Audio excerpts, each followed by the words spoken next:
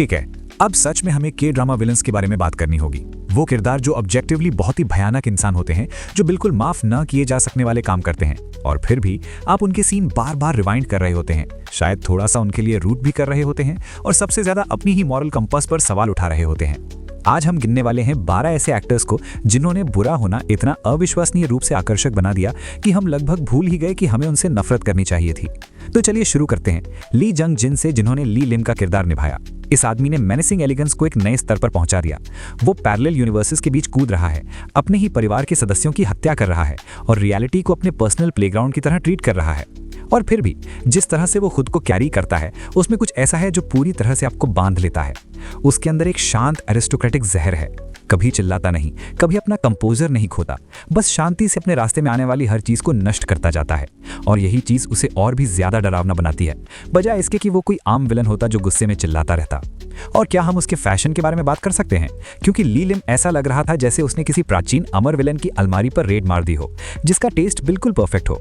वो tailored quotes, वो slick back rare, जिस तरह से वो बस खड़ा रहता था और उसकी पूरी वाइब कहती थी, मैं सदियों पुराना हूँ और तुमसे अनंत गुना ज्यादा सोफिस्टिकेटेड हूँ। मैं आधा ड्रामा में उसके कामों से डरते हुए देख रहा था और बाकी आधा ये सोचते हुए कि वो अपने कपड़े कहाँ से खरीदता है। इस आदमी ने इंटरडिमेंशनल कियोस्क को भी स्टाइलिश बना दिया। आप जानते हैं कि एक विलन सही काम कर रहा है जब आप एक साथ ये उम्मीद कर रहे होते हैं कि हीरो उसे रोक दे, और साथ ही ये भी चाहते हैं कि उसे उस शानदार ब्लैक कोट में कम से कम एक और सीन मिल जाए। नंबर 11, यूजीन टी, जिन्होंने ओल्ड बॉय में ली वुजिन का किरदार निभाया।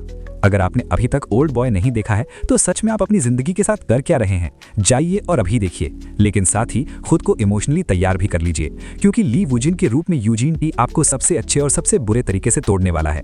ये एक ऐसा आदमी है जिसने 15 साल का रिवेंज प्लान बनाया, इतना ट्विस्टेड और इतना क्रूर कि अंत तक आप बस मुंह खोले बैठे रह जाते हैं। और फिर भी वो उसे एक हॉन्टिंग, लगभग मेलनकॉलिक ग्रेस के साथ निभाता है, जिससे आप उससे नजर नहीं हटा पाते।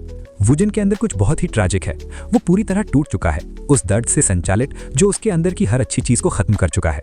लेकिन जिस तरह से वो हर सीन में चलता है, हमेशा परफेक्ट कपड़े पहने हुए, उस सॉफ्ट लेकिन इंटेंस आवाज में बात करता हुआ, अपने पेंट हाउस में तितलियों से घिरा हुआ, जैसे कोई खूबसूरत दुश्मन हो, ये पूरी तरह से मेस्मराइजिंग है। आप जानते हैं कि वो एक मॉन्स्टर है, आपको पूरी तरह पता है, लेकिन उसके अंधेरे में एक ऐसी एलिगेंस है जो आपको अपनी ओर खींचती है। मुझे याद है पहली बार देखते हुए मैंने सोचा ये सबसे डिस्टर्बिंग किरदारों में से एक है जो मैंने कभी देखा है, और साथ ही ये भी कि ये इतना आकर्षक क्यों है। यही ड्युअलिटी एक सच में अविस्मरणीय विलन की पहचान है। नंबर 10, नाम गोंग मिन, जिन्होंने रिमेंबर वॉर ऑफ द सन में नाम ग्यूमन और a girl who seize smells में क्वन जे ही का किरदार निभाया।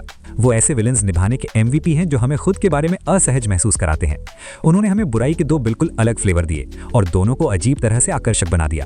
पहले बात करते हैं नाम ग्यूमन की, एक बिगड़ा हुआ चेबोल वारिस जिसकी इमोशनल मैच्योरिटी एक ऐसे बच्चे की जैसी है जिसकी नींद खराब हो गई हो।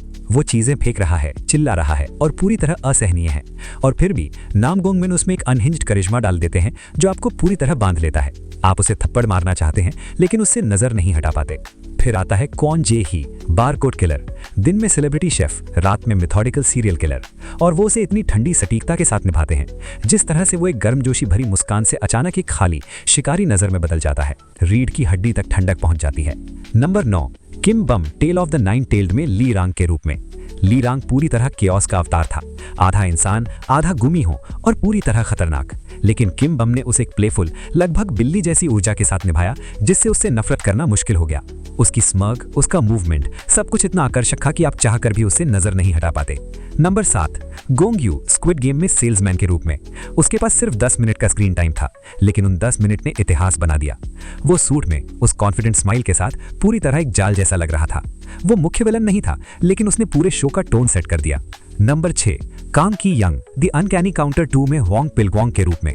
हम उन्हें हमेशा फनी रोल्स में देखते थे, लेकिन यहाँ वो एक क्रूर, पावरफुल ईविल स्पिरिट बन गए, और उन्होंने इसे इतनी स्टाइल के साथ निभाया कि आप डरने के साथ साथ प्रभावित भी हो गए। नंबर 5, बेन नारा, वीक हीरो क्लास 2 में ना बैक जिन के रूप में। वो शांत है, कंट्रोल में है, लेकिन अंदर से पूरी तरह हिंसक। उसकी मौजूदगी ही डर पैदा करती है। नंबर 4, ली जून योंग, जिन्होंने कई ड्रामाज में विलन का किरदार निभाया। उनकी स्क्रीन प्रेजेंस इतनी इंटेंस है कि आप उनसे नफरत करते हुए भी उनसे नजर नहीं हटा पाते। नंबर 3, ली ब्योंग हुन, स्क्विड गेम में फ्रंटमैन के रूप में।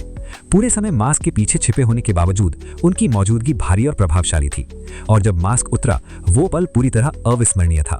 नंबर 2, डीओ, मैनिपुलेटेड में आन योहान के रूप में। उनका शांत, कंट्रोल्ड और इंटेलिजेंट विलन पूरी तरह डरावना था।